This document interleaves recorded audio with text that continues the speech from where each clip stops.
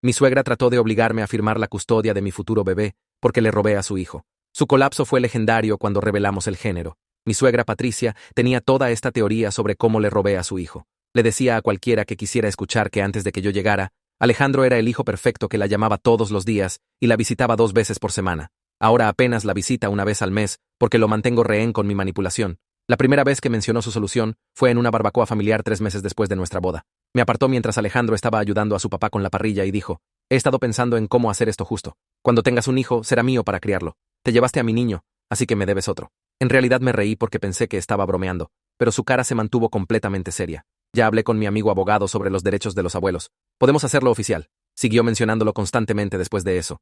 En cada reunión familiar, mencionaba a su futuro nieto y cómo ya estaba planeando su cuarto en su casa. Compraba ropa de niño y la guardaba en lo que llamaba su habitación. Me presentaba a la gente como la mujer que robó a su hijo, pero que lo compensaría dándole un nieto. Alejandro pensaba que su mamá solo estaba siendo rara y pasando por alguna fase. Le decía que parara, pero entonces ella lloraba sobre cómo yo lo puse en su contra y cómo no tenía nada por lo que vivir. Así que él cedía y me decía que la ignorara porque realmente no lo decía en serio. Lo decía absolutamente en serio. Patricia comenzó a enviarme artículos sobre embarazo, nutrición y vitaminas prenatales. Me suscribió a boletines de clínicas de fertilidad sin preguntar. Preguntaba en voz alta sobre mi periodo en las cenas familiares para rastrear si podría estar embarazada. Cuando dije que eso era inapropiado, dijo que rastrear la llegada de su nieto era su derecho como futura cuidadora principal. En realidad, creó un contrato en papel de aspecto legal que decía que yo aceptaba entregar a mi primer hijo varón para compensar por haberle quitado el suyo. Lo trajo a la cena de acción de gracias y trató de hacerme firmarlo frente a todos. Cuando me negué, comenzó a sollozar sobre cómo estaba destruyendo su vida 2 veces. Primero robando a Alejandro y ahora negándole un hijo de reemplazo. Las cosas se intensificaron cuando descubrió que realmente estaba embarazada. Alejandro había querido esperar para decirle a la gente, pero alguien de mi trabajo nos vio en el lugar del ultrasonido y de alguna manera la palabra llegó a Patricia. Apareció en nuestra casa a las 10 de la noche con una furgoneta llena de cosas de bebé, todo azul. «Sabía que estabas escondiendo a mi bebé de mí», dijo, tratando de empujarme con un brazo lleno de ropa de niño. Cuando le dije que aún no sabíamos el género, dijo que había orado por un niño y Dios no la traicionaría como nosotros lo habíamos hecho. Comenzó a ir a todas mis citas médicas sin ser invitada. Simplemente aparecía y le decía al personal que era la tutora principal preparándose para tomar custodia. Le dijo a mi doctor real que yo era solo una madre subrogada llevando el bebé de su hijo para ella. El personal médico tuvo que llamar a seguridad 2 veces, porque seguía insistiendo que tenía derechos legales para estar en la habitación. Se unió a grupos de embarazo en línea, fingiendo estar embarazada ella misma, publicando sobre cómo su subrogada estaba siendo difícil y pidiendo consejos sobre cómo obtener custodia del bebé inmediatamente después del nacimiento. El clímax llegó en mi baby shower. Envió invitaciones que decían, celebrando el nuevo hijo de Patricia, sin mención de mí en absoluto. Las decoraciones eran todas fotos de Alejandro de bebé con letreros que decían, recuperando a mi bebé y mi segunda oportunidad. Había montado 2 mesas de regalos, una etiquetada, bebé de Patricia, y otra, la subrogada. Cuando llegaron los invitados, les agradeció por apoyar su viaje a la maternidad de nuevo. Siguió refiriéndose a mí como el recipiente y a sí misma como la madre real. Había preparado todo este discurso sobre cómo Dios le dio esta oportunidad de criar otro hijo después de que yo egoístamente tomé el primero. La gente miraba completamente confundida e incómoda. Entonces sacó su obra maestra, un cartel masivo con su cronología del plan de custodia. Semana 1, el bebé se muda con ella. Mes 1, se me permiten visitas supervisadas. Para el año 1, el bebé la llamaría mamá y a mí por mi primer nombre. Había laminado pequeñas tarjetas para los invitados que explicaban el proceso de transferencia y cómo deberían dirigirse a ella como la madre del bebé en adelante. Fue entonces cuando mi cuñada Carmen, que había estado grabando todo en su teléfono durante semanas, porque pensaba que nadie creería lo loca que estaba Patricia, finalmente tuvo suficiente. Carmen se levantó y dijo, «Patricia, ya que amas tanto los contratos y documentos legales, déjame leerte algo». Sacó su teléfono y comenzó a leer de la Ley de Derechos de Abuelos de nuestro estado. Los abuelos no tienen derechos automáticos a custodia o visitación. No pueden quitarle un niño a padres aptos. Lo que estás describiendo es secuestro. Carmen continuó, leyendo caso tras caso donde los abuelos trataron de obtener custodia y fallaron. Leyó la definición legal de acoso y persecución, señalando cómo el seguirme a citas y unirse a grupos bajo falsas pretensiones de Patricia calificaba. Entonces Carmen dijo la cosa que finalmente quebró a Patricia. Sacó un caso judicial específico en su teléfono y comenzó a leer las palabras del juez sobre una abuela que trató de reclamar derechos de custodia sobre el bebé de su hija. El juez había escrito que los abuelos que acosan a los padres, aparecen sin invitación a citas médicas y hacen amenazas sobre tomar custodia, en realidad destruyen cualquier posibilidad de tener una relación con el nieto. La voz de Carmen se hizo más fuerte mientras leía cómo el juez llamó al comportamiento de esa abuela peligroso y delirante. Miró directamente a Patricia mientras leía la parte donde el tribunal dijo que tal comportamiento muestra que el abuelo no es apto para estar cerca del niño en absoluto. Cada cosa que Carmen leyó Coincidía exactamente con lo que Patricia me había estado haciendo durante meses. Los invitados del baby shower se quedaron congelados en sus sillas, viendo cambiar de colores la cara de Patricia. Pasó de un rojo enojado a este blanco pálido extraño, como si toda la sangre se drenara de su cabeza. Su boca seguía abriéndose y cerrándose, pero no salía ningún sonido. Carmen siguió leyendo sobre cargos de acoso y órdenes de restricción, y cómo acosar a mujeres embarazadas es un crimen en nuestro estado. Leyó la definición de alienación parental y cómo los tribunales ven a las personas que tratan de convencer a otros de que tienen derechos de custodia, que en realidad no tienen. Entonces Carmen dijo la cosa que hizo que Patricia perdiera completamente el control. Carmen bajó su teléfono y habló directamente a Patricia, con esta voz calmada y clara, que de alguna manera hizo que todo lo que dijo golpeara más fuerte. Le dijo a Patricia que cada persona en esta habitación acababa de ser testigo de que cometiera múltiples actos que podrían resultar en cargos criminales. Dijo que todos los videos en su teléfono mostrando a Patricia en mi consultorio médico reclamando ser la tutora principal serían evidencia de fraude e impersonación. Carmen explicó que el contrato falso que Patricia trajo a la cena de Acción de Gracias podría considerarse intento de coerción. Enumeró todo lo que Patricia había hecho como si estuviera leyendo cargos en el tribunal. Los invitados del baby shower se veían absolutamente conmocionados. Algunos tenían sus teléfonos fuera y me di cuenta de que también estaban grabando. Patricia simplemente se quedó parada temblando, todavía sosteniendo esas tarjetas laminadas sobre el proceso de transferencia de custodia. Alejandro finalmente se levantó de donde había estado sentado en la esquina pareciendo que quería desaparecer.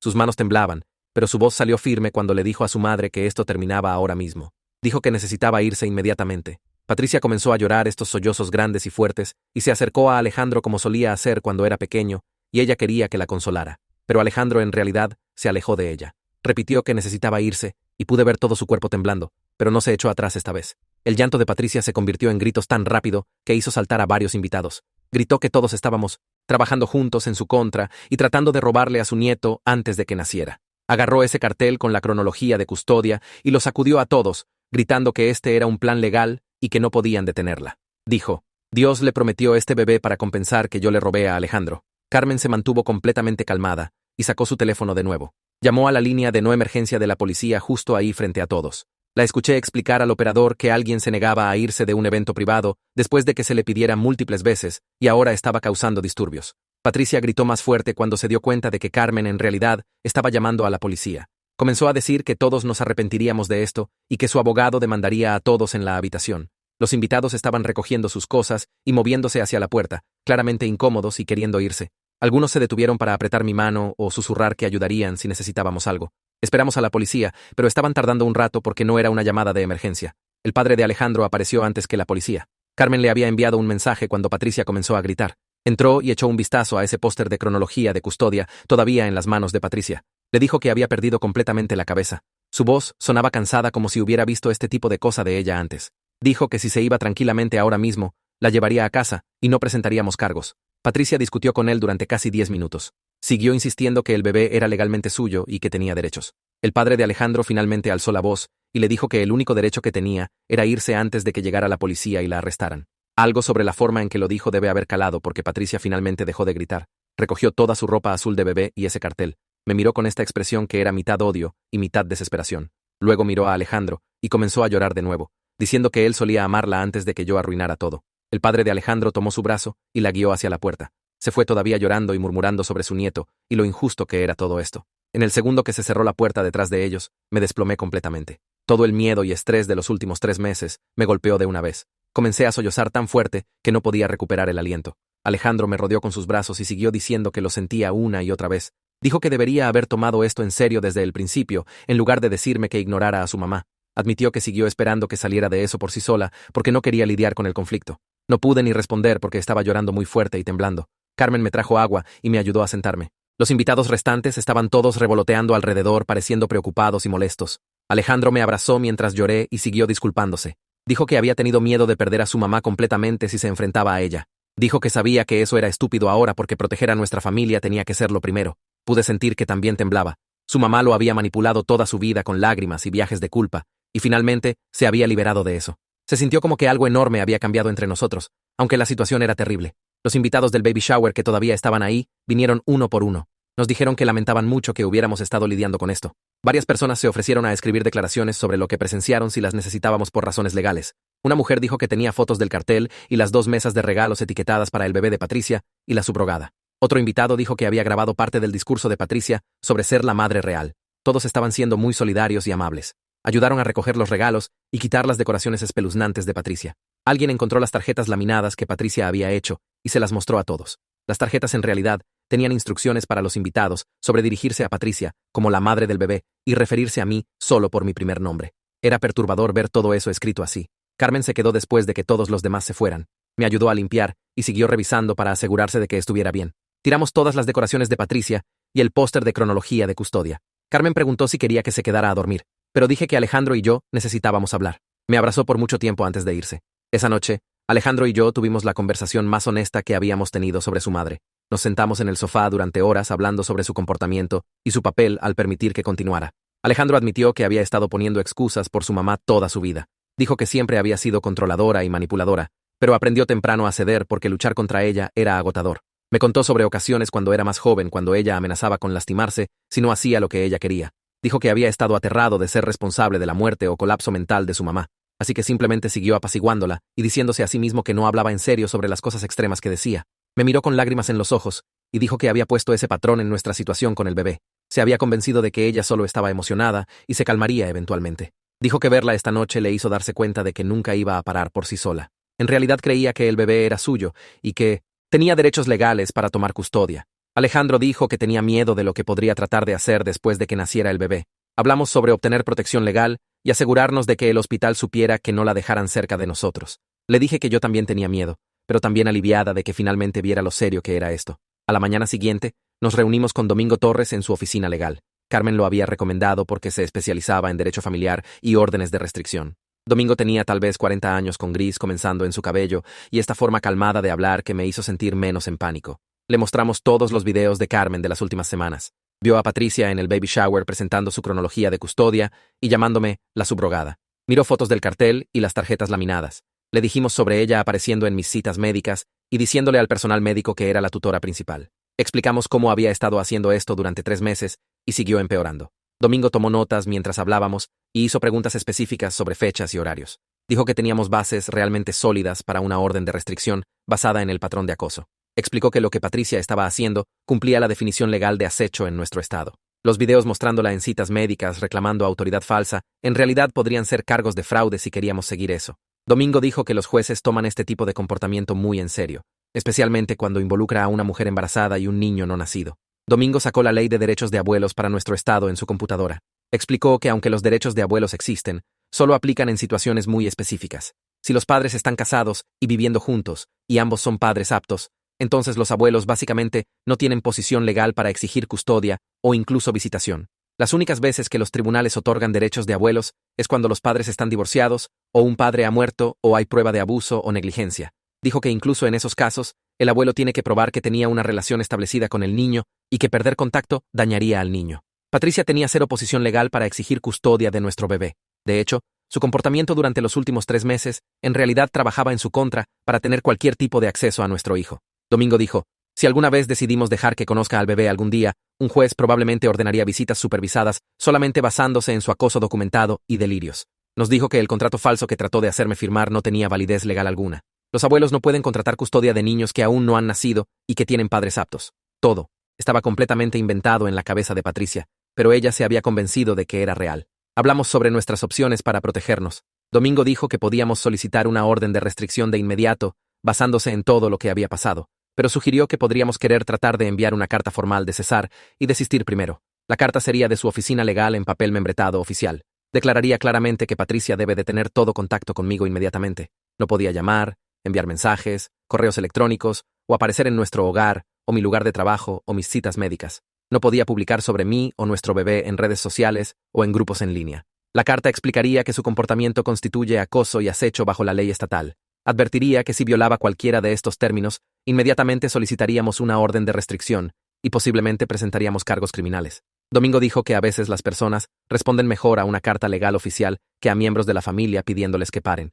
La carta haría cristalino que su comportamiento era ilegal y tenía que terminar. Si ignoraba la carta o violaba cualquiera de los términos, entonces tendríamos evidencia aún más fuerte para la orden de restricción. Alejandro y yo lo hablamos y decidimos intentar la carta de cesar y desistir primero. Queríamos darle a Patricia una oportunidad de parar voluntariamente antes de involucrar a los tribunales. Domingo dijo que redactaría la carta ese día y la enviaría por correo certificado para tener prueba de que la recibió. La carta llegó a la casa de Patricia 2 días después, según el número de rastreo. Alejandro y yo tratamos de seguir nuestra rutina normal, mientras esperábamos ver si realmente escucharía la advertencia del abogado. 3 noches después de que se entregó la carta, me desperté a medianoche por el sonido de alguien golpeando nuestra puerta principal tan fuerte que pensé que la madera podría agrietarse. Agarré mi teléfono y vi que eran exactamente las 12:03 de la mañana. Los golpes se hicieron más fuertes y luego escuché a Patricia gritando desde afuera sobre cómo no podíamos mantener a su nieto lejos de ella y que tenía derechos. Alejandro saltó de la cama y me dijo que me quedara en el dormitorio mientras él iba a ver qué estaba pasando. Pude escuchar a Patricia gritando que sabía que estábamos ahí dentro y que no se iría hasta que le diéramos a su bebé. Mis manos temblaban tanto que apenas podía sostener mi teléfono.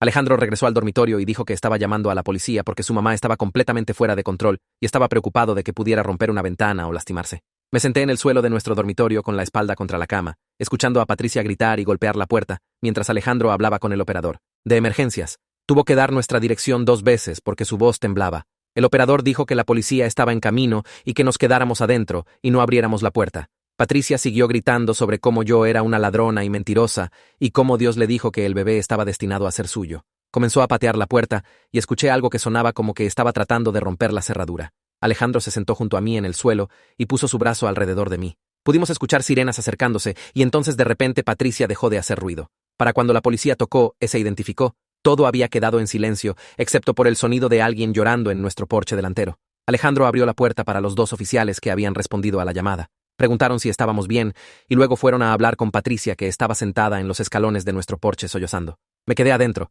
pero pude escuchar a uno de los oficiales explicándole que necesitaba irse inmediatamente o sería arrestada por invasión. Patricia les dijo que estábamos manteniendo a su bebé rehén dentro de la casa. El oficial le pidió que aclarara qué quería decir y ella dijo que su nieto estaba ahí dentro y no la dejábamos verlo. El otro oficial preguntó qué edad tenía el niño y Patricia dijo que aún no había nacido, pero era suyo. Ambos oficiales se veían confundidos y regresaron a hablar con Alejandro. Le pidieron que explicara la situación y él les contó sobre la carta de cesar y desistir y cómo su madre me había estado acosando durante todo mi embarazo. Les mostró la carta de Domingo en su teléfono. Los oficiales regresaron con Patricia y pasaron casi 10 minutos tratando de explicar que un bebé no nacido legalmente pertenece a sus padres y ella no tenía derecho a exigir acceso. Patricia siguió insistiendo que no entendían y que había hablado con un abogado sobre derechos de abuelos. Un oficial finalmente le dijo que necesitaba irse a casa ahora mismo y si regresaba, sería arrestada. Le ofrecieron llevarla, pero dijo que tenía su carro. Los oficiales la vieron subirse a su carro y la siguieron unas cuadras para asegurarse de que realmente se fuera. Regresaron para darnos un número de reporte de incidente y sugirieron que solicitáramos una orden de restricción en la mañana.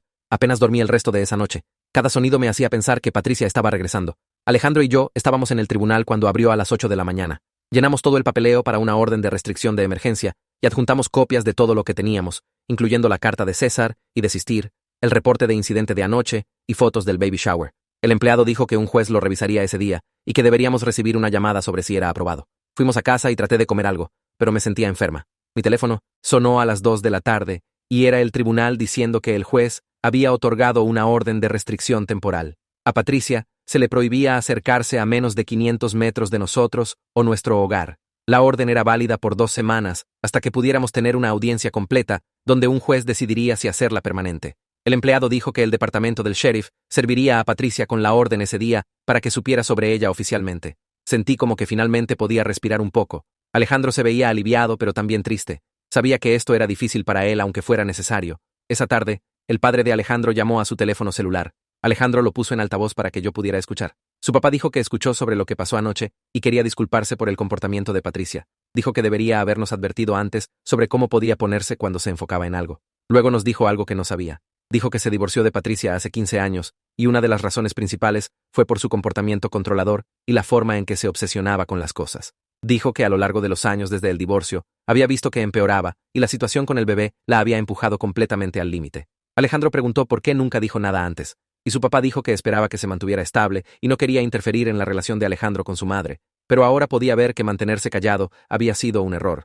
Dijo que si necesitábamos que testificara en la audiencia de la orden de restricción, lo haría. Le diría al juez todo lo que había visto a lo largo de los años. Alejandro le agradeció y dijo que le haríamos saber. Después de que terminó la llamada, Alejandro simplemente se quedó ahí mirando su teléfono. Le pregunté si estaba bien, y dijo que no sabía. Dijo que toda su vida pensó que el divorcio de sus padres fue porque se distanciaron, pero ahora estaba aprendiendo que fue porque su mamá tenía problemas serios. Al día siguiente llamé a una terapeuta llamada Kylie Armstrong, que Carmen había recomendado. Kylie se especializaba en problemas de límites familiares y estrés del embarazo. Conseguí una cita para 2 días después. Cuando fui a verla, le expliqué todo lo que había estado pasando con Patricia. Kylie escuchó y tomó notas. Y luego dijo algo que me hizo sentir mucho mejor. Dijo que mi miedo era completamente razonable dado lo que había estado enfrentando. Dijo, a veces las personas tratan de decirse a sí mismas que están reaccionando exageradamente, pero en tu caso, en realidad estabas subreaccionando si acaso. Una mujer que creía que tenía derecho a tomar a mi bebé y que apareció en mi casa a medianoche gritando, era absolutamente alguien a quien debería temer. Kylie me enseñó algunas estrategias para manejar mi ansiedad cuando sentía que se elevaba demasiado. También dijo que el estrés bajo el que estaba podía afectar mi presión arterial y al bebé, así que era importante que tuviera apoyo. Hicimos un plan para reunirnos una vez por semana hasta después de que naciera el bebé. Tener a alguien que validara que no estaba loca por estar asustada ayudó más de lo que esperaba. Mientras tanto, Carmen estaba armando un registro completo de todo lo que Patricia había hecho. Revisó todos los videos que había tomado en su teléfono durante las últimas semanas y creó una cronología con fechas y descripciones. Escribió cada incidente que había presenciado personalmente, remontándose meses. Luego se acercó a 3 otros miembros de la familia que habían visto el comportamiento de Patricia y les pidió que escribieran declaraciones. La tía de Alejandro escribió sobre la cena de Acción de Gracias, donde Patricia trató de hacerme firmar el contrato falso. Un primo escribió sobre una barbacoa familiar donde Patricia le dijo a todos que yo era solo una subrogada. Otro pariente escribió sobre cómo Patricia la había llamado pidiendo consejos sobre obtener custodia y parecía creer genuinamente que era posible. Carmen compiló todo en una carpeta organizada por fecha, con impresiones de los videos y todas las declaraciones escritas. La trajo a nuestra casa y nos mostró lo que había armado. En realidad, fue impactante ver todo expuesto así. El patrón de comportamiento era tan claro cuando lo veías todo junto. 2 días antes de que se programara la audiencia de la orden de restricción, comencé a recibir correos electrónicos de Patricia. El primero vino de una dirección de correo que no reconocí. Decía, por favor reconsidera y déjame ser parte de la vida de mi nieto. Luego llegó otro correo de una dirección diferente diciendo que lamentaba asustarme, pero que solo amaba tanto al bebé. Luego vino otro que decía que si no detenía esta acción legal, no tendría otra opción más que demandar por derechos de abuelos. Durante las siguientes 6 horas, recibí 23 correos de diferentes cuentas. Algunos suplicaban y se disculpaban. Otros estaban enojados y amenazadores. Uno decía que ya había hablado con 3 abogados diferentes sobre su caso. Otro decía que ella era la madre real del bebé, y yo solo lo estaba cargando para ella. Reenvié cada correo a Domingo mientras llegaban. Dijo que esto en realidad era bueno para nuestro caso porque mostraba que Patricia no podía controlarse, incluso con una orden de restricción temporal en vigor. Reenvió todo a la policía, y lo agregaron al archivo. Patricia estaba creando más evidencia de su incapacidad de respetar cualquier límite. La audiencia de la orden de restricción fue en una sala de tribunal pequeña con solo nosotros, Patricia, el juez y un empleado del tribunal. Domingo presentó toda nuestra evidencia, incluyendo los videos de Carmen, las fotos del baby shower con el póster de cronología de 1900, custodia y el reporte policial de la visita de medianoche. El juez vio los videos en una laptop y podías ver su expresión volverse más seria mientras revisaba todo. Patricia trató de interrumpir y decir que solo era una abuela emocionada siendo mantenida lejos de su nieto. El juez levantó su mano y le dijo que esperara su turno. Cuando Domingo terminó de presentar todo, el juez le preguntó a Patricia si quería responder. Se levantó y comenzó a hablar sobre cómo había criado a Alejandro sola después del divorcio y ahora yo se lo había robado. Dijo que todo lo que quería era una oportunidad de ser abuela y estábamos siendo crueles al mantenerla alejada. El juez la detuvo y dijo que esto no se trataba de acceso normal de abuelos. Dijo que la evidencia mostraba comportamiento de acoso y acecho, no emoción de abuela. Dijo que aparecer en la casa de alguien a medianoche gritando no era apropiado bajo ninguna circunstancia. El juez dijo que otorgaría una orden de restricción por 1 año. A Patricia no se le permitía contactarnos directa o indirectamente. No podía venir a nuestro hogar o lugares de trabajo. No podía publicar sobre nosotros o nuestro bebé en redes sociales. No podía enviar correos o cartas o hacer que alguien más nos contactara en su nombre. Si violaba cualquier parte de la orden, sería arrestada inmediatamente. Patricia comenzó a llorar y dijo que esto no era justo. El juez dijo que entendía que esto era difícil, pero su comportamiento no le había dejado otra opción. Dijo que si podía demostrar durante el próximo año que podía respetar límites, entonces podríamos considerar visitas supervisadas en el futuro, pero eso dependía completamente de nosotros. Le advirtió que si violaba esta orden aunque fuera una vez, enfrentaría cargos criminales. El empleado nos dio copias de la orden a ambos, y salimos de la sala del tribunal. Sentí este enorme sentido de alivio de que alguien en autoridad finalmente le había dicho no a Patricia de una manera que no podía ignorar. Caminamos al estacionamiento y nos subimos al carro. Alejandro se sentó en el asiento del conductor pero no encendió el motor. Simplemente puso su cabeza en el volante y comenzó a llorar. Nunca lo había visto llorar así antes. Todo su cuerpo temblaba. Puse mi mano en su espalda y esperé. Después de unos minutos, dijo que sentía como que estaba perdiendo a su mamá. Le dije que su mamá había hecho elecciones que llevaron a esto, y solo nos estábamos protegiendo. Dijo que lo sabía, pero que aún dolía. Dijo que toda su vida pensó que su mamá lo amaba, y ahora se daba cuenta de que había sido controladora y manipuladora todo el tiempo. Dijo que se sentía estúpido por no haberlo visto antes. Le dije que no era su culpa, y que reconocer la verdad ahora era lo que importaba. Nos sentamos en ese estacionamiento durante 20 minutos mientras Alejandro lloró, y yo lo abracé. Finalmente, dijo que deberíamos ir a casa. Dijo que esto era doloroso pero necesario, y sabía que estábamos haciendo lo correcto para nuestra familia. Dije que saldríamos adelante juntos. Encendió el carro y manejamos a casa sabiendo que finalmente teníamos protección legal, pero también sabiendo que el costo de obtenerla había sido alto. Los siguientes días se sintieron extraños, como si estuviéramos viviendo en esta burbuja donde finalmente podíamos respirar, pero también esperando que algo más pasara. Alejandro regresó al trabajo y traté de enfocarme en el embarazo en lugar de constantemente mirar por encima del hombro. Hablamos una noche sobre si queríamos averiguar el género del bebé, y Alejandro dijo que estaba listo si yo lo estaba. Me di cuenta de que quería saber. Quería celebrar a este bebé sin la fantasía de Patricia colgando sobre todo. Llamamos a Carmen y le preguntamos si podíamos hacer una pequeña revelación de género en su casa el siguiente fin de semana. Solo nuestras personas más cercanas que nos habían apoyado a través de todo esto. Se emocionó y dijo que haría un pastel y podríamos mantenerlo simple y feliz. Invitamos a Carmen y su familia, al padre de Alejandro y algunos amigos que sabían con lo que habíamos estado lidiando. La mañana de la fiesta, el consultorio de mi doctor llamó con los resultados, y se los di a Carmen para que pudiera hacer el pastel del color correcto. Alejandro y yo pasamos el día tratando de no pensar en cuál sería la respuesta, solo enfocándonos en el hecho de que podíamos averiguar juntos sin que nadie tratara de apoderarse del momento. Llegamos a la casa de Carmen alrededor de las 2 de la tarde, y todos ya estaban ahí. La sala estaba decorada con globos amarillos y blancos simples, ya que no le habíamos dicho el género a nadie todavía. Carmen trajo este hermoso pastel cubierto con glaseado blanco con signos de interrogación en la parte superior, y todos se reunieron alrededor con sus teléfonos listos para grabar. Alejandro y yo sostuvimos el cuchillo juntos y cortamos el pastel, y cuando sacamos la rebanada, el interior era rosa brillante. Todos comenzaron a vitorear y abrazarnos, y Carmen estaba llorando lágrimas felices mientras sus hijos saltaban emocionados por tener una prima. Alejandro me acercó y susurró que estaba muy feliz, y sentí esta mezcla extraña de pura alegría por nuestra hija, y también este alivio masivo de que toda la fantasía de Patricia estaba basada en algo que ni siquiera era real. Había pasado meses planeando tomar custodia de un nieto que no existía. Carmen se acercó mientras estábamos comiendo pastel y dijo que Patricia probablemente iba a perder la cabeza cuando se enterara de que era niña, ya que todo su plan de custodia era específicamente sobre reemplazar a Alejandro con un nieto. Todos nos reímos, pero también me sentí ansiosa, preguntándome cómo reaccionaría Patricia cuando eventualmente se enterara de la verdad.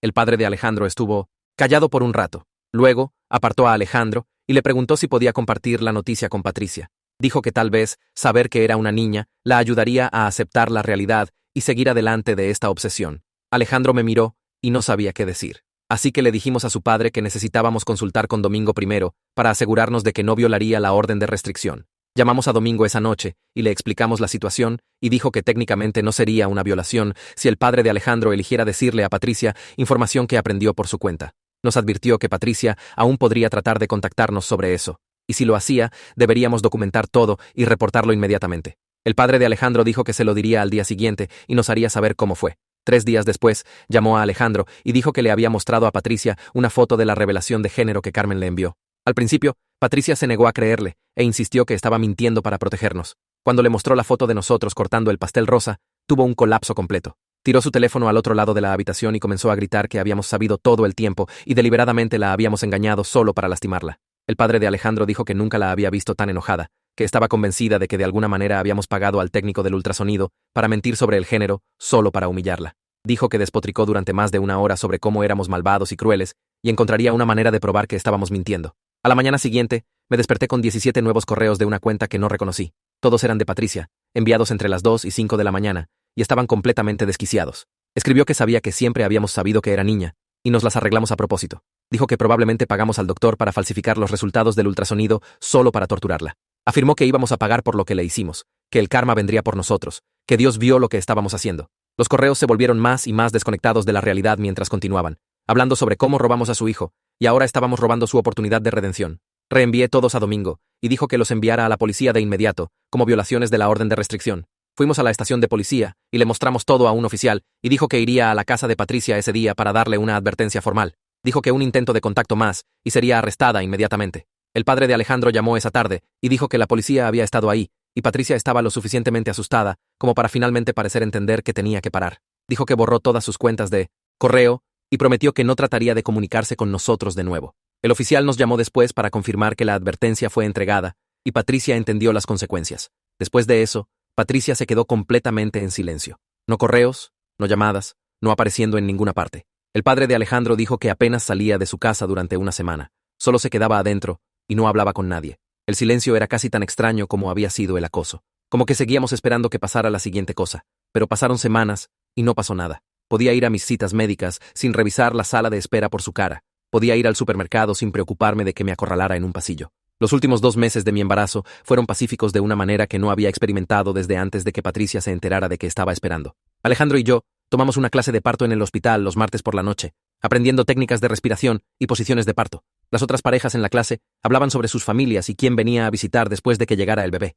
Y nosotros solo sonreíamos, y no mencionábamos que teníamos una orden de restricción contra la madre de Alejandro. Seguí viendo a Kylie cada 2 semanas y trabajamos en estrategias para proteger nuestros límites después de que llegara el bebé. Me ayudó a crear un plan claro para quién podía visitar y cuándo, qué información compartiríamos en redes sociales, cómo manejaríamos a cualquiera que tratara de empujar nuestros límites. Alejandro practicó decir no sin explicar o justificar, solo un no simple que no dejaba espacio para argumentos. Decidimos juntos que queríamos mantener el nacimiento del bebé completamente privado de la familia extendida hasta que estuviéramos listos para compartir la noticia nosotros mismos. No queríamos que nadie apareciera en el hospital o publicara sobre ello en línea antes de que tuviéramos tiempo de ajustarnos a ser padres. Le dijimos a Carmen y a Carmen que eran las únicas que sabrían cuando entrara en labor de parto y nos ayudarían a manejar la comunicación con todos los demás. Carmen dijo que nos traería comida y suministros, pero no se quedaría más de lo debido. Y Carmen prometió manejar la interferencia si alguien comenzaba a hacer preguntas. Nos sentimos listos, o tan listos, como cualquiera puede sentirse, antes de que llegue su primer bebé. El cuarto del bebé estaba terminado con paredes amarillas suaves y muebles blancos, ropa lavada y doblada en el tocador, asiento del carro instalado e inspeccionado. Habíamos hecho esto sin que Patricia tratara de apoderarse de cada decisión, sin que apareciera con trajes azules y demandas de custodia. Nuestra hija vendría a una casa pacífica, con padres que sabían cómo protegerla, y eso se sintió como el mejor regalo que podíamos darle. Me desperté a las 2 de la mañana, 3 días antes de mi fecha de parto, con mi fuente rompiéndose por toda nuestra cama. Alejandro saltó y comenzó a agarrar la bolsa del hospital que habíamos empacado semanas antes, mientras llamé a Carmen para avisarle qué estaba pasando. Las contracciones comenzaron a hacerse más fuertes durante el viaje de 20 minutos al hospital, y Alejandro mantuvo una mano en el volante y una mano sosteniendo la mía mientras llamaba a Carmen de nuevo para activar nuestro plan de comunicación. Cuando llegamos a la sala de maternidad, la enfermera revisó mi archivo y la vi hacer una nota en su computadora antes de levantar el teléfono. Le dijo a alguien que la paciente con la alerta de seguridad había llegado y necesitaban a alguien en el mostrador de inmediato. Un guardia de seguridad apareció en 5 minutos, y la enfermera nos explicó que habían marcado el nombre y descripción de Patricia en el sistema. Así que si alguien que coincidiera con su información trataba de subir a nuestro piso, la seguridad los detendría antes de que llegaran a la sala de maternidad. Las siguientes 12 horas fueron la cosa física más difícil que había hecho, pero Alejandro se quedó justo a mi lado todo el tiempo, dejándome apretar su mano hasta que pensé que podría romperle los dedos. Cuando Kendall finalmente llegó a las 2 de la tarde, pequeña y perfecta y gritando, la enfermera la puso en mi pecho, y no pude parar de llorar. Alejandro también estaba llorando cuando pudo sostenerla por primera vez, simplemente mirando su cara como si no pudiera creer que era real. Pasamos esas primeras horas simplemente estando juntos como nuestra nueva familia de 3, tomando 1.000.000 de fotos en nuestros teléfonos, pero sin enviarlas a nadie todavía. Las enfermeras mantuvieron la puerta cerrada y solo entraban cuando era necesario, dándonos privacidad para simplemente estar con nuestra hija sin que el mundo supiera que había llegado todavía. En el día 2 en el hospital, una enfermera entró durante sus rondas matutinas y mencionó algo mientras revisaba mi presión arterial. Dijo que alguien había llamado a la línea principal del hospital, antes preguntando sobre pacientes que coincidieran con nuestra descripción, pero la política del hospital no les permitía confirmar información de pacientes a nadie que no estuviera en nuestra lista de visitantes aprobados. La enfermera dijo que la persona que llamó había sido una mujer que sonaba mayor, y siguió insistiendo que era la abuela y tenía derechos de saber si su nieto había nacido. Nos miramos y supimos inmediatamente que era Patricia, pero nunca apareció en el hospital en persona. El guardia de seguridad nos dijo después que habían estado vigilando específicamente por ella, y debe haberse dado cuenta de que la orden de restricción significaba que sería arrestada si trataba de entrar. Esa noche, finalmente me relajé lo suficiente para dormir por más de 1 hora a la vez. Sabiendo que Patricia no podía llegar a nosotros o a Kendall, sin importar qué tan duro lo intentara, trajimos a Kendall a casa después de 2 días, cuando el doctor nos dio permiso para irnos. Carmen ya había estado en nuestra casa esa mañana para asegurarse de que todo estuviera listo y revisar que no hubiera señales de que alguien hubiera estado alrededor de nuestra propiedad. Había puesto sábanas frescas en nuestra cama y abastecido la nevera con comidas fáciles y dejado una nota en el mostrador dándonos la bienvenida a casa. Las siguientes semanas fueron completamente agotadoras de maneras que no había imaginado, aprendiendo cómo cambiar pañales y descifrar por qué Kendall estaba llorando y funcionar con 2 horas de sueño a la vez. Pero también fue algo mágico, porque pudimos hacerlo sin que nadie apareciera sin invitación, o criticara nuestras elecciones, o tratara de apoderarse. La confianza de Alejandro como papá creció cada día mientras aprendía a calmar a Kendall cuando estaba molesta y darle biberones cuando yo necesitaba dormir. Dimos caminatas por el vecindario con Kendall en su cochecito, y fuimos a sus citas pediátricas sin preocuparnos de que alguien estuviera esperando en el estacionamiento. Se sintió como lo que se suponía que se sintiera convertirse en padres, solo nosotros descubriéndolo juntos, sin interferencia constante. 3 semanas después de que nació Kendall, el padre de Alejandro envió un mensaje preguntando si podía conocer a su nieta.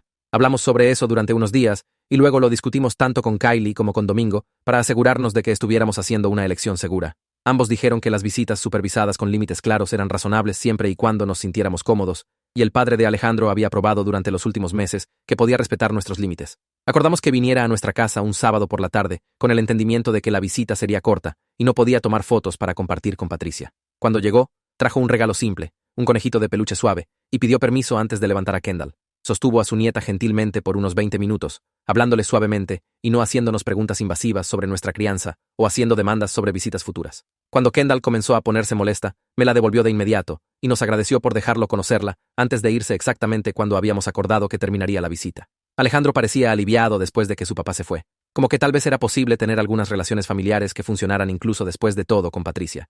Esperamos hasta que Kendall tenía 6 semanas antes de compartir su anuncio de nacimiento en redes sociales con configuraciones de privacidad estrictas que solo permitían que nuestros amigos aprobados vieran la publicación. El anuncio incluía una foto de Kendall durmiendo en su Moisés y una declaración clara de que estaríamos compartiendo fotos y actualizaciones en nuestro propio cronograma. Y pedimos a todos que respetaran nuestra privacidad al no compartir nuestras publicaciones en otro lugar. En una hora, varios miembros de la familia comentaron con felicitaciones y felicidad genuina. Y todos parecían entender y respetar nuestros límites sobre mantener las cosas privadas. Mis padres comentaron que no podían esperar a conocerla cuando estuviéramos listos. Y Carmen escribió que Kendall era hermosa y estaba orgullosa de nosotros por proteger a nuestra familia. Se sintió bien compartir nuestra alegría con personas que realmente se preocupaban por nosotros y no solo por obtener acceso a nuestro bebé.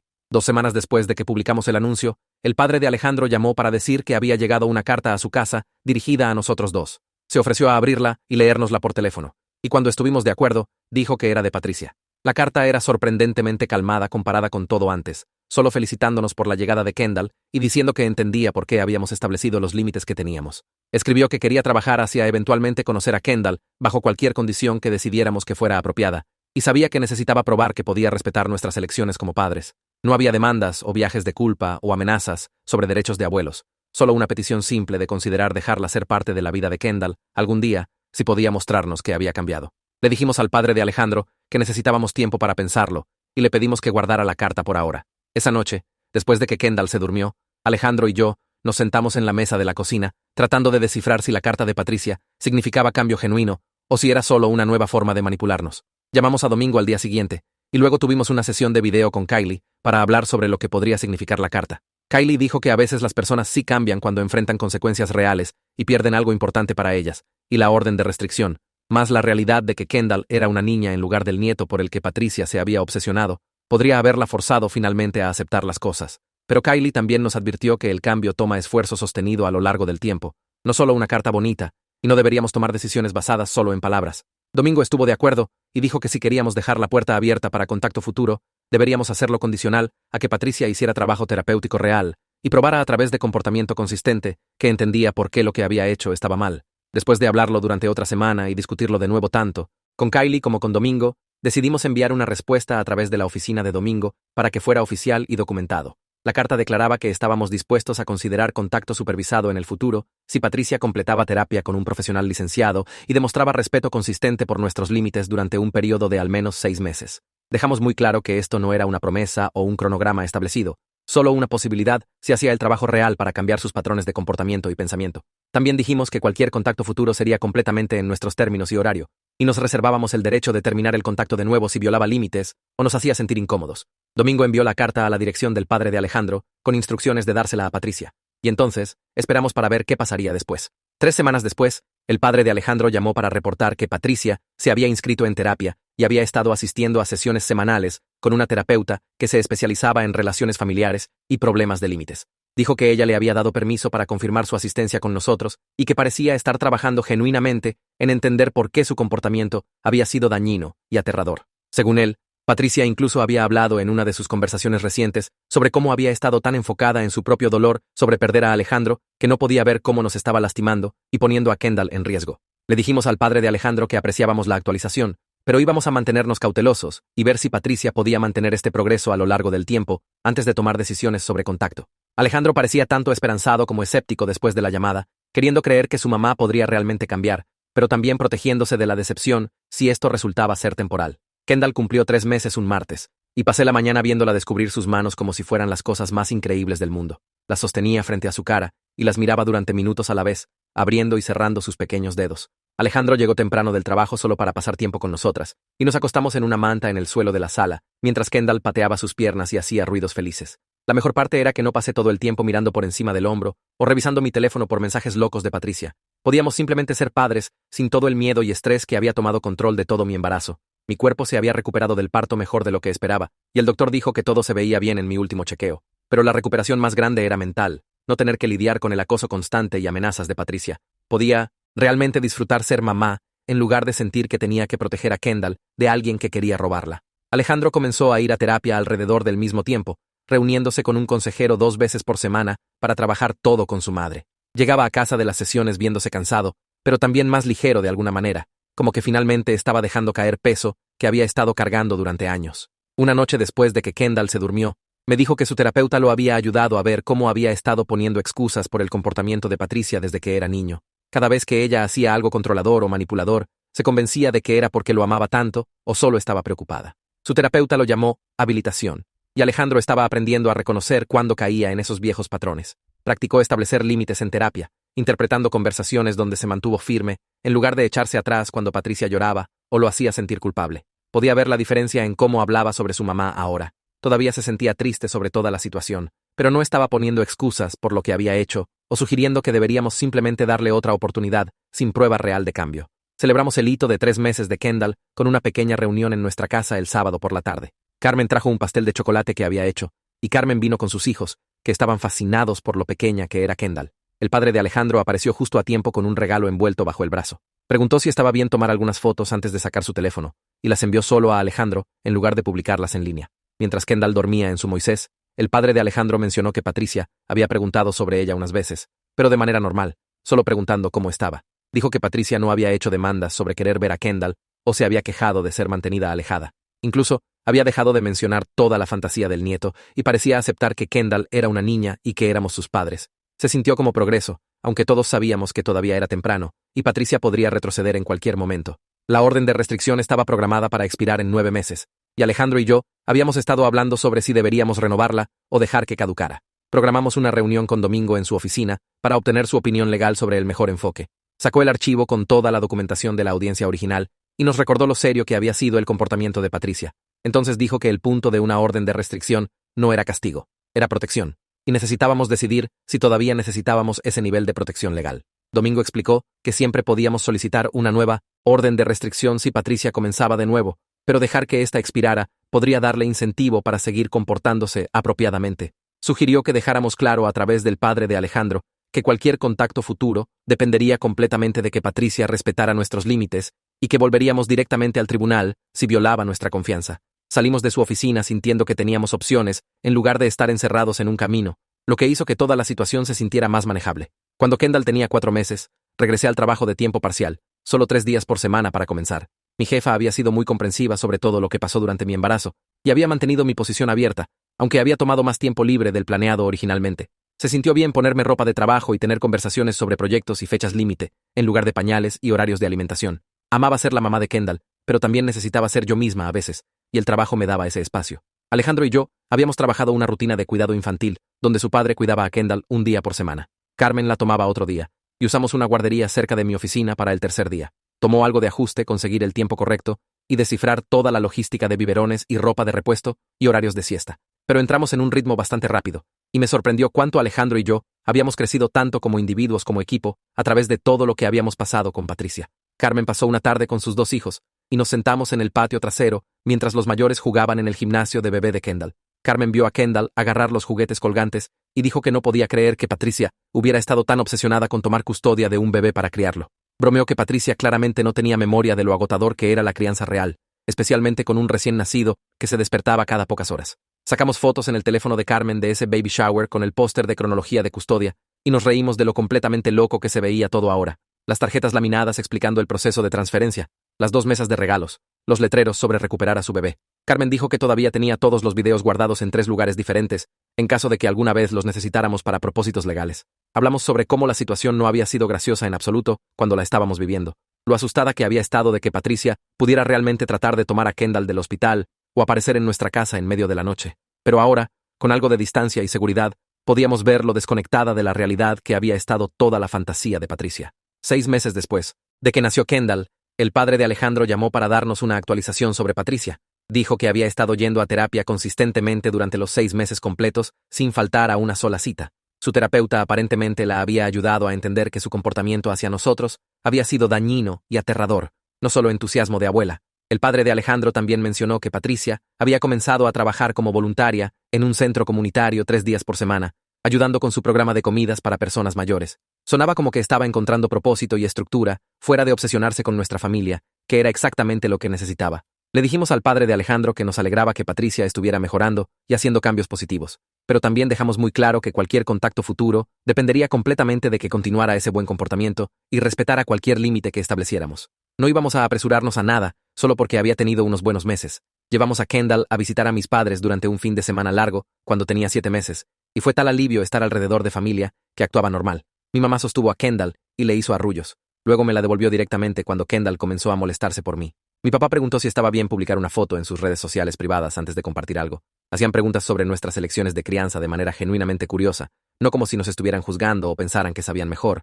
Así era como se suponía que funcionara ser abuelos, con respeto y límites y confianza. Mi mamá hizo comidas y lavó nuestra ropa sin que se lo pidieran, pero no trató de apoderarse o actuar como que no sabíamos lo que estábamos haciendo. Cuando nos fuimos el domingo, mi papá nos abrazó a ambos y dijo que estaba orgulloso de cómo manejamos todo con Patricia y protegimos a nuestra familia. Mientras Kendall se acercaba a los 8 meses, Alejandro y yo comenzamos a hablar sobre si queríamos más hijos eventualmente. Ambos siempre habíamos pensado que queríamos al menos 2 niños, pero toda la situación con Patricia nos había hecho cuestionar todo. Una noche después de acostar a Kendall, nos sentamos en el sofá y hablamos sobre todas nuestras preocupaciones y esperanzas. Alejandro dijo que se sentía confiado ahora de que podíamos proteger los límites de nuestra familia sin importar lo que pasara con su madre. Estuve de acuerdo, y me di cuenta de que la experiencia nos había enseñado que éramos más fuertes de lo que habíamos pensado. Nuestro matrimonio había sobrevivido presión externa seria, y habíamos aprendido cómo mantenernos unidos incluso cuando era difícil. Decidimos que probablemente trataríamos de tener otro bebé en un año más o menos, una vez que Kendall fuera un poco mayor y nos sintiéramos más establecidos en la crianza. El padre de Alejandro llamó unas semanas después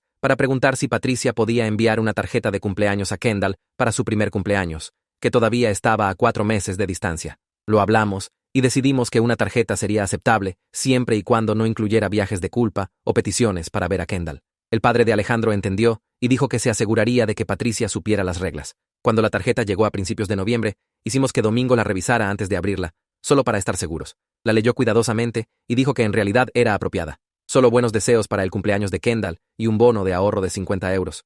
No manipulación, no demandas, no comentarios pasivo-agresivos sobre ser mantenida alejada. Era el tipo de tarjeta que una abuela normal podría enviar, y eso se sintió como progreso real, aunque nos mantuvimos cautelosos sobre lo que significaba para el futuro. 2 meses antes de que la orden de restricción estuviera programada para expirar, Alejandro y yo nos sentamos en nuestra mesa de cocina, con toda la documentación que Domingo nos había ayudado a compilar durante el año pasado. Teníamos copias de cada texto apropiado que Patricia había enviado a través del padre de Alejandro, registros de la asistencia a terapia que su padre reportó, y notas de Domingo sobre qué factores considerar al decidir si renovar.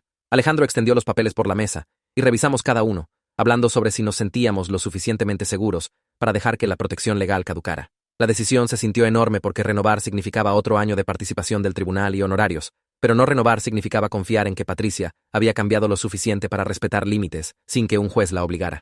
Hablamos durante casi 3 horas esa noche, yendo de un lado a otro sobre lo que se sentía correcto. Seguía pensando en lo pacíficos que habían sido los últimos meses, sin su interferencia constante, y si esa paz duraría si removíamos la barrera legal. Alejandro señaló que siempre podíamos solicitar una nueva orden de restricción si ella comenzaba de nuevo, y que mantener toda nuestra documentación significaba que teníamos prueba del patrón si alguna vez lo necesitábamos. Finalmente, decidimos que la dejaríamos expirar, pero nos mantendríamos muy alerta a cualquier señal de que Patricia estuviera cayendo de nuevo en viejos comportamientos. La decisión hizo que mi estómago se apretara con ansiedad, pero también se sintió como el paso correcto si alguna vez íbamos a tener cualquier tipo de relación funcional con ella.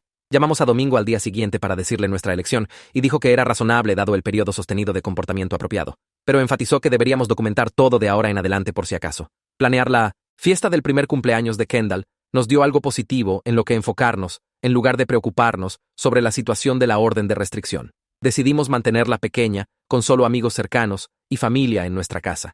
Nada elegante o estresante. Pasé la semana anterior horneando un pastel para que Kendall lo aplastara y un pastel regular para todos los demás. Y Alejandro colgó serpentinas en nuestra sala que Kendall siguió tratando de bajar durante sus siestas. La mañana de la fiesta, vestí a Kendall con un pequeño vestido amarillo que mi mamá había enviado, y se veía tan crecida comparada con el bebé pequeñito que habíamos traído a casa hace un año. Carmen llegó primero con una jirafa de peluche gigante que era casi tan alta como Kendall, y Carmen llegó justo después con sus hijos que estaban emocionados de jugar con la niña del cumpleaños. El padre de Alejandro apareció exactamente a tiempo, cargando un regalo envuelto y una bolsa de regalo. Y cuando Alejandro abrió la puerta para él, pude ver lo nervioso que se veía su padre sobre si esto estaba bien. Alejandro lo abrazó y le agradeció por venir, y todo el cuerpo de su padre se relajó. Durante la fiesta, el padre de Alejandro se sentó en nuestro sofá y sostuvo a Kendall cuando se cansó de toda la atención. Y fue tan gentil con ella que me alegré de que lo hubiéramos incluido. Cuando fue hora de los regalos, nos entregó la caja envuelto primero, y adentro había una docena de fotos enmarcadas de Alejandro cuando era bebé y niño pequeño.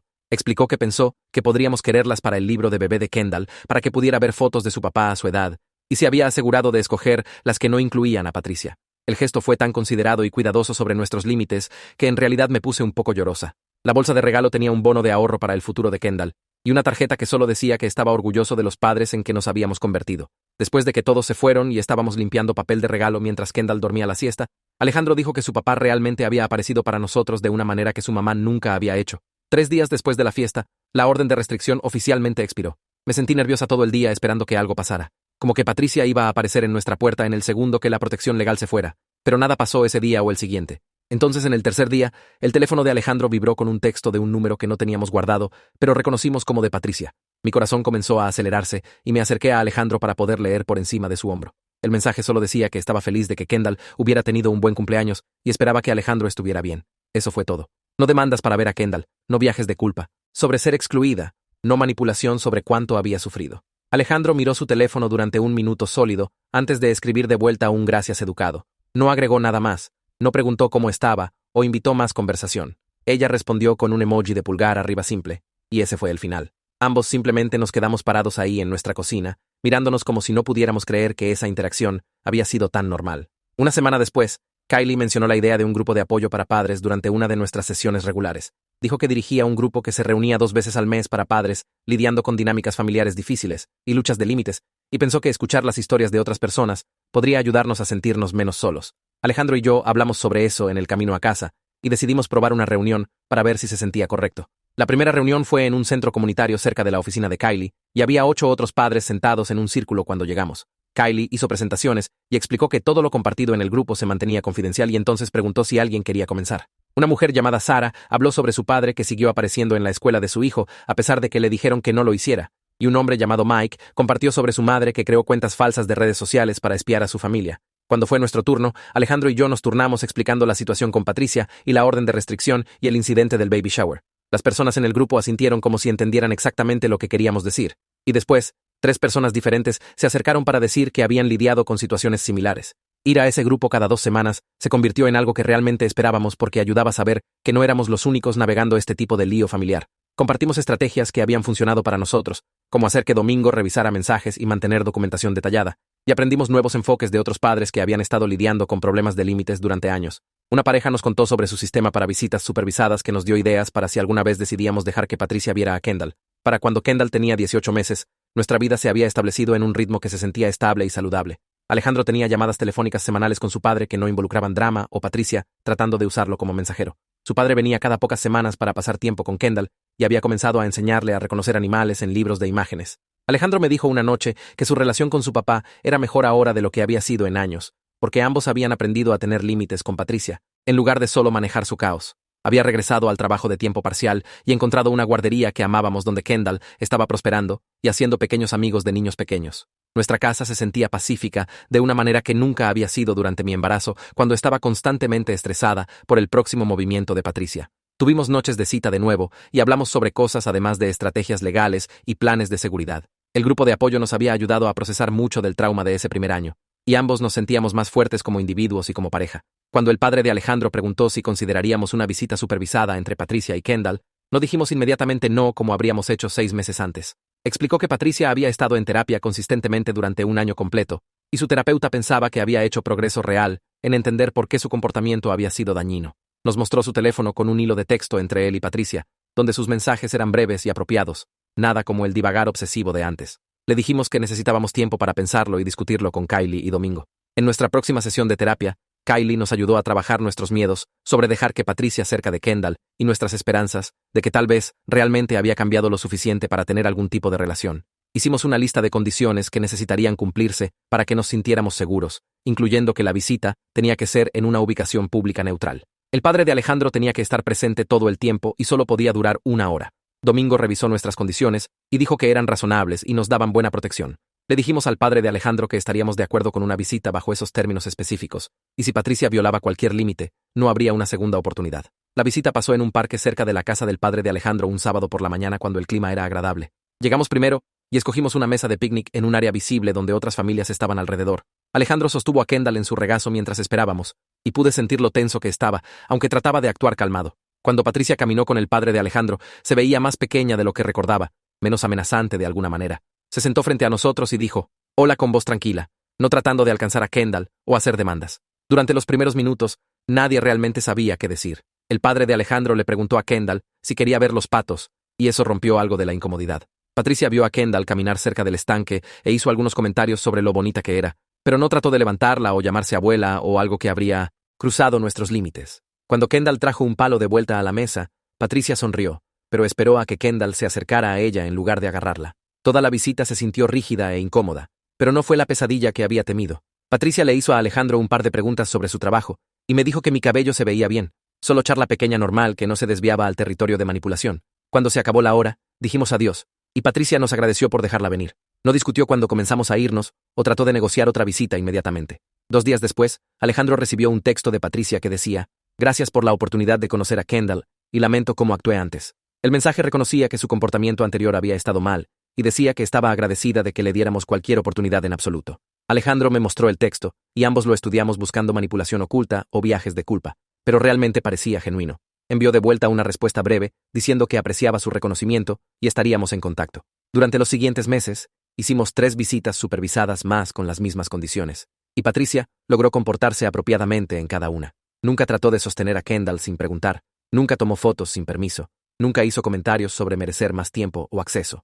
El padre de Alejandro reportó que todavía iba a terapia y se había unido a un programa de voluntariado en un centro para personas mayores, encontrando formas de sentirse útil que no involucraban obsesionarse con nuestra familia. Nos mantuvimos cuidadosos y vigilantes, listos para cerrar las cosas si comenzaba a caer de nuevo en viejos patrones. Pero parecía entender que estas visitas solo continuaban si respetaba nuestras reglas. Las visitas pasaban cada 6 a 8 semanas, dependiendo de nuestro horario, siempre supervisadas y siempre en nuestros términos. Una noche después de que Kendall estaba en la cama, Alejandro y yo nos sentamos en nuestro porche trasero y hablamos sobre lo diferente que era todo de ese día aterrador en el baby shower. Habíamos pasado de que yo tuviera miedo de ir a citas médicas a tener un sistema que realmente funcionaba para nuestra familia.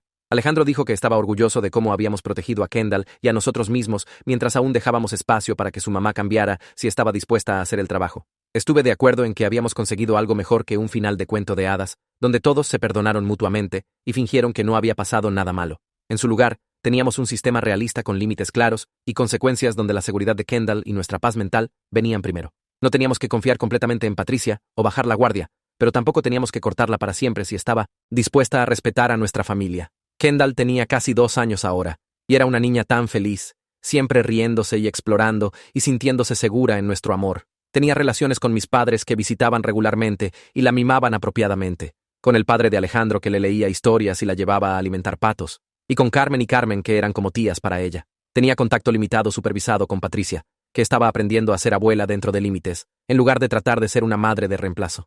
Eso era lo que más importaba al final, que Kendall creciera sabiendo que estaba protegida y amada, y que sus padres siempre pondrían su bienestar primero. Aproximadamente 1 año y medio después de esa conversación en el porche, descubrí que estaba embarazada de nuevo. Esperamos hasta la marca de 12 semanas para decirle a alguien, y esta vez pudimos compartir la noticia en nuestros propios términos, sin que nadie se enterara temprano o apareciera sin invitación. Alejandro publicó un anuncio simple en redes sociales, con una foto de Kendall, sosteniendo un letrero que decía, hermana mayor, y esperamos para ver cómo responderían las personas. Mis padres llamaron de inmediato para felicitarnos y preguntar cómo me sentía. Carmen envió un montón de textos emocionados con emojis de corazón. El padre de Alejandro llamó esa noche para decir que estaba emocionado, y preguntó si necesitábamos algo. Y Patricia envió un texto a la mañana siguiente que solo decía, felicitaciones por su familia en crecimiento, que era exactamente el tipo de respuesta que habíamos esperado. No demandas de información sobre el género, no planes para apoderarse, no menciones de lo que merecía o se le debía, solo una respuesta normal de abuela que respetaba nuestros límites.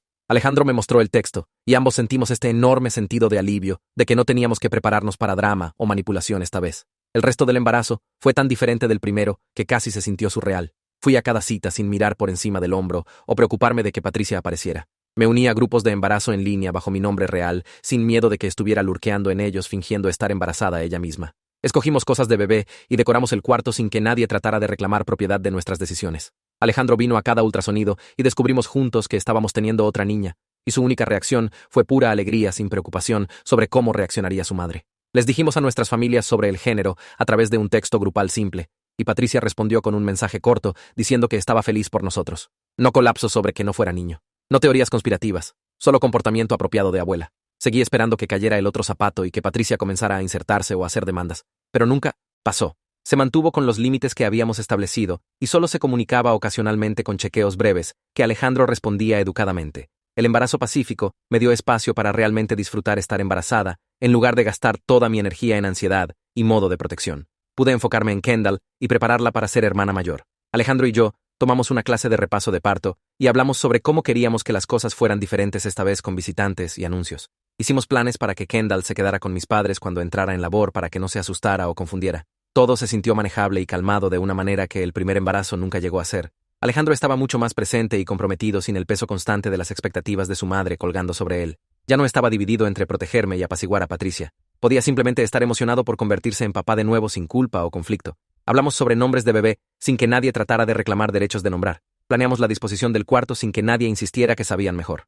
Tomamos decisiones juntos como socios y padres sin interferencia externa. Cuando entré en labor de parto con nuestra segunda hija, Sofía, seguimos nuestro plan y mis padres recogieron a Kendall antes de que nos dirigiéramos al hospital. El parto fue suave, y Sofía llegó saludable después de solo 8 horas de labor de parto. Pasamos el primer día en el hospital como solo nuestra familia de 4, tomando fotos y videos y dejando que Kendall conociera a su hermana bebé. En el segundo día, publicamos un anuncio simple de nacimiento con el nombre, peso y longitud de Sofía, junto con una foto de las niñas juntas. Las respuestas llegaron rápidamente de familia y amigos. Mis padres visitaron esa tarde y trajeron a Kendall para vernos de nuevo. El padre de Alejandro vino esa noche con una canasta de regalo y pasó 1 hora sosteniendo a Sofía y leyéndole a Kendall.